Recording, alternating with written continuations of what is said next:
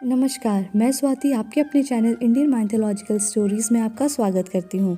आज आपको कार्तिक पुराण का 6वां अध्याय सुनाने जा रही हूँ, जिसमें हम विधि पूर्वक स्नान, उसके विधि, उसके नियम और उद्यापन के बारे में जानेंगे।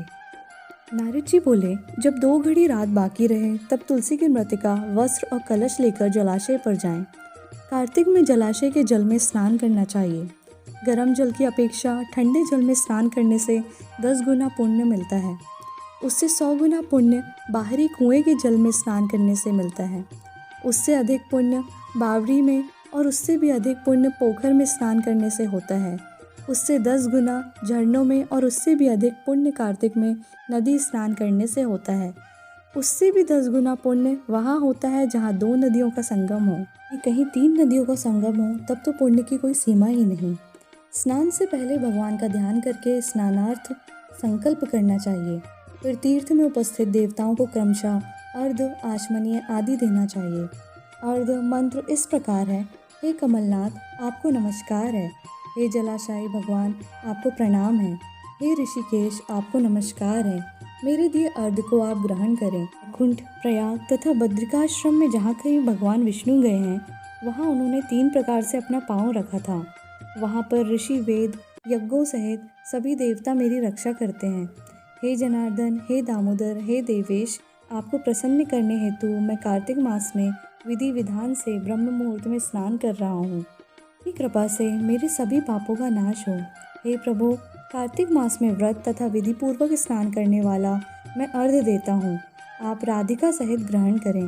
हे कृष्ण, हे बलशाली राक्षसों का संहार करने वाले भगवान, हे पापों का नाश करने वाले, कार्तिक मास में प्रतिदिन दिए हुए मेरे इस अर्घ द्वारा कार्तिक स्नान का व्रत करने वाला फल मुझे प्राप्त हो।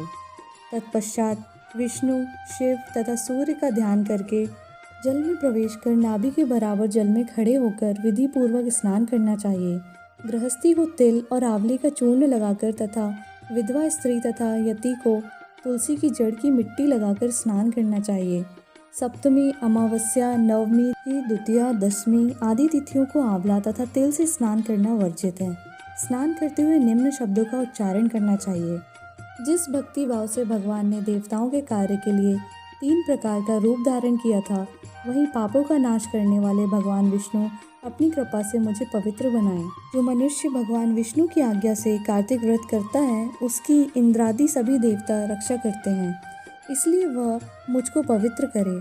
बीजों, रहस्यों तथा यज्ञों सहित वेदों के मंत्र कश्यप आदि ऋषि, इंद्रादि देवता मुझे पवित्र करें। अदिति आदि सभी नारियां, यज्ञ सिद्ध सर्प और समस्त औषधियाँ व तीनों लोकों के पहाड़ मुझे पवित्र करें।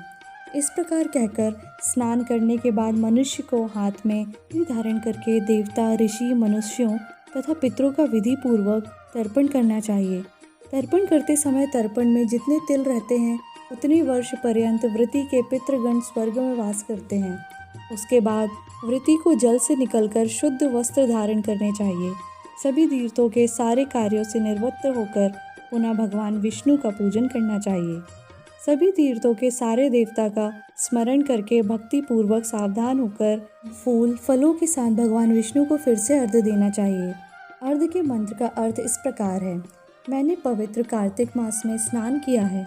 हे विष्णु, राधा के साथ आप मेरे दिए अर्घ को ग्रहण करें। तत्पश्चात चंदन, फल, फूल और तांबुल आदि से वेद पाठी और ब्राह्मणों का श्रद्धापूर्वक पूजन करें और बारंबार नमस्कार। पाँव में तीर्थों का वास होता है, मुंह में वेद और समस्त अंगों में देवताओं का वास होता है। अपने कल्याण की इच्छा रखने वाले मनुष्य को इनका ना तो अपमान करना चाहिए, ना ही इनका विरोध करना चाहिए। फिर एकाग्रचित होकर भगवान विष्णु की प्रिय तुलसी जी का पूजन करना चाहिए। उनकी परिक्रमा करके उनको प्रणाम करना चाहिए।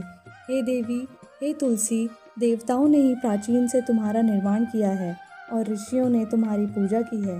हे विष्णु प्रिया तुलसी, आपको नमस्कार है। आप मेरे समस्त पापों को नष्ट करें। जो मनुष्य भक्ति पूर्वक कार्तिक व्रत का अनुष्ठान करते हैं, वे संसार के सुखों को भोग करते हुए अंत में मोक्ष को प्राप्त करते हैं। 6वां अध्याय समाप्त होता है। 7वें अध्याय में हम व्रत करने वालों के नियमों को संक्षेप में जानेंगे। श्री कृष्ण भगवान की जय।